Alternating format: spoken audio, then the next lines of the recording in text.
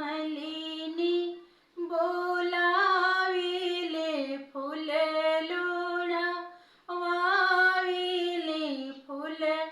लोढा वाविले हो ए मालिनी बरही बरिस के बेलिया से हो रे काही उकठल से हो रे काही उकठेली हो कहिले राजा को हिले कही के सोनाइले कही के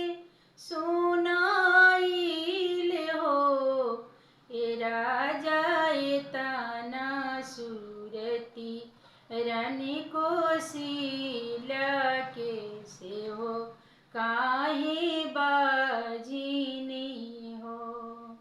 ए राजा ए तना सूरती रानी को सीला के से हो काहे बाजी नहीं हो ए तना बचन राजा सुनले सुनहि नाही पावे सुनहि नाही पावेले हो आरे झपटी पैस लंग महल बीच सुते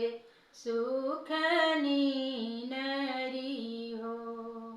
आरे गोड़े मोड़े तन ले चदरिया सुतेले रंग महल बीचे हो पैसी जगवेली कोसिला रानी अवरु सौमित्रा रानी अवरु सौमित्रा रानी हो ए राजा कवन संकट रहुरा परले सुतिले रंग महल बीचे हो कहिले रानी को हिले कही के सुनाइले कही के सुनाइले हो ए रानी जाति के नीची हो मालिनिया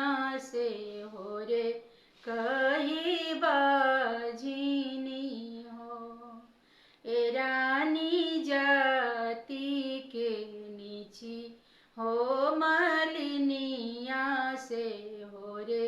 कही बाजिनी हो कहिले राजा को हिले कही के सोनाइले कही के सोनाइले हो ए राजा पीपर के पेड़ आवाज फरेला फरवा मारिची फरेला फरवा मारिची हो ए राजा पीपर के पतवाज फरेला फर मारिची फरेला फर